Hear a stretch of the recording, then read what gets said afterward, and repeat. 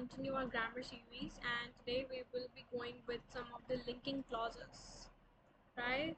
So, what are clauses in SAT English, or probably in general English? A clause is a series of words which actually contains a subject and a conjugated verb, and the verb should be conjugated according to the subject. There are two types of clauses. One is independent clause, which can stand on its own and it does not require a supporting sentence. For instance, Dolores went to the grocery store. So this is a independent clause. Why? Because we do not need any additional information to exactly understand that what is happening in the sentence. It just tells us that this is a person who went to the grocery store. That's it. It completes the entire thought. But when I talk about a dependent clause, so it is something which should be linked with the independent clause. For example, where she bought milk and eggs. So this sentence or this half independent clause seriously implies that okay, we do have a subject and verb here, but it says where. So it's starting from, like, it implies a bit of question, or it's trying to say it's a half sentence. So where she bought milk and eggs. Okay, so we really don't understand where did she bought these milk and eggs from, or it's not giving a complete idea. But if we complete the sentence, Dolores went to the grocery store, which is a independent clause, where she bought milk and eggs. So the first sentence actually completes the thought of the second sentence. So this sentence, that which is dependent, actually requires an independent clause to complete its own thought, right? So I hope you understand that. What are linking clauses? There are several ways we can link clauses. We can actually learn it one by one. So we can link it by using and punctuation, like a period or a question mark is the simplest way. So you can use a punctuation, which could be a period, or it could be also a comma, a question mark. For instance, the two rules for end punctuation. Number one is the punctuation mark must match the function of the sentence it follows. For instance, it says, I have often wondered how are birds able to navigate. This is a thought, okay, and we will not end it with a question mark because it is not an actual question. It's just I'm simply stating it, so it will end with a period, right? And the sentence is a statement I've often wondered. The incorrect version confuses the purpose of the sentence. The purpose of sentence is not to ask the question, but to tell that I wondered this question, right? And then its end punctuation can only be used by separating two independent clauses. So it's more like, after sliced bread was introduced to the market, it quickly eclipsed the popularity of unsliced bread. So what is happening here is just I wrote this first sentence and closed it with a period and started a new sentence which is inaccurate. Why? Because the last sentence, it quickly eclipsed the popularity of unsliced bread, is a dependent clause and it needs this first sentence, which is independent clause. So this should be connected by a comma, right? So if we see the correct sentence here, we here have used a comma, right? Then we have the coordination. How we can even link a dependent clause and an independent clause. You can even link two independent clauses or two dependent clauses. So coordination, or probably coordinating conjunction, probably you have heard about fanboys, for, and, nor, but, or, yet, and so. You probably have learned this when you might be in class 6 or 7. So it actually, the coordinating conjunction only links two independent clauses. There is no dependent clause here, right? So for instance, just look to the examples. It says astronomical seasons are based on the positions of the sun. Meteorologically, seasons are based on temperature and weather. Okay, here we have not used um, any sort of, we have used comma, but it just does not make, because these two are the independent clauses, so it makes no sense right now. Okay, it says that we can link two independent clauses by a comma and a coordinating conjunction. So then this second incorrect statement says which has used but. Okay? अब these both are incorrect. Why? The first version of sentence fails to use a coordinating conjunction, creating a comma splice error. The second version of that sentence fails to use a comma, creating a run-on sentence error. So the first sentence should not have this comma, but the second sentence required the coordinating conjunction, but it also required a comma, which says astronomical seasons are based on the position of the sun, comma, but. Okay, so before the coordinating conjunction, it is very important that you actually place a comma, which will make it correct, right? Then we have subordination, which is subordinating conjunction.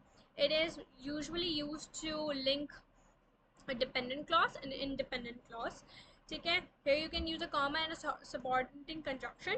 Subordinate conjunctions are more likely although, since, because, while, when, after.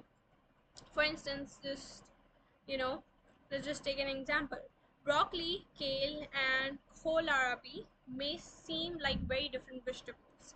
They are all cultivars of the same plant species. So what is something that which is incorrect here? It's just that this is a dependent clause, right? And then we have this independent clause. They are cultivars of the same plant species, and it is actually divided by comma, right? This version links two independent clauses using a comma, creating a comma splicer. That we know, right? What is the correct sentence? Wait, let me check. Okay, so what is the difference in action?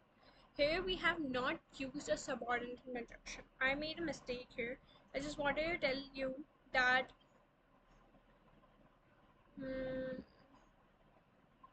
okay, so here usually it can be there can be two independent clauses, but using the subordinate conjunction makes one of them dependent.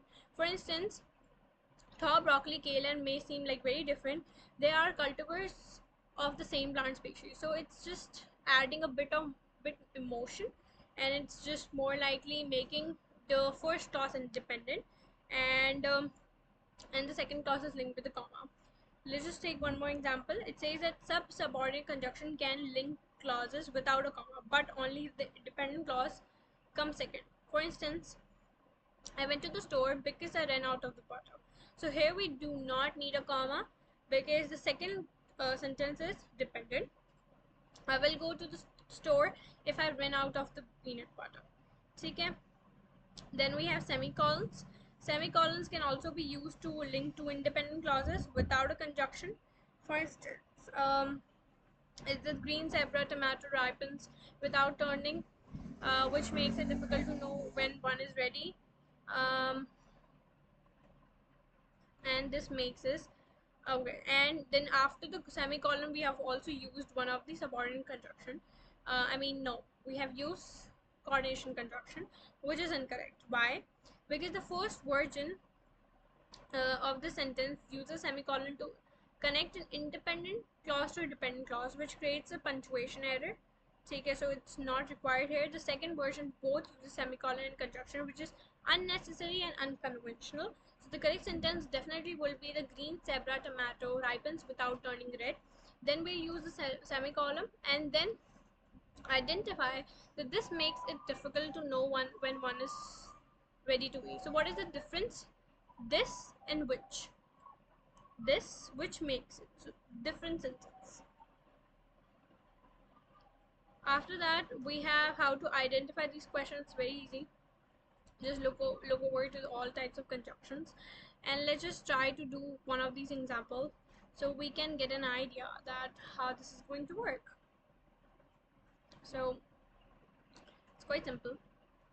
Just a minute. Let's just do this one. It is tempting to glamorize the hunt for dinosaur. Dash majority of field work is characterized by a daily routine of heat, insects, and tedious labor. Which choice is the okay? So we need to find out the correct thing. So here, if we see fossils, the majority of the work, it is tempting to glamorize the hunt for dinosaur, right? Fossils, but the majority of field work is characterized, right? So here it's stating a where we have this independent clause and then we have a dependent clause, so it should be used like fanboy should be used as well. So both are like a dependent. So I guess this could be an answer, but let's just check. We're not sure. Yes, we are correct. Why we correct? Because this is the best choice according to conjunction, but grammatically links the two independent clauses while logically indicating the contrast between them. One more.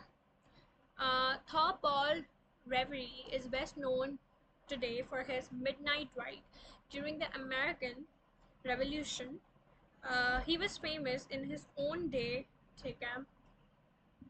Okay, so these both are actually dependent clauses.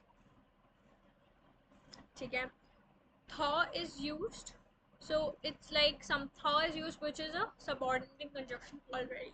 So what I think will be used, it's but the Reverie was famous.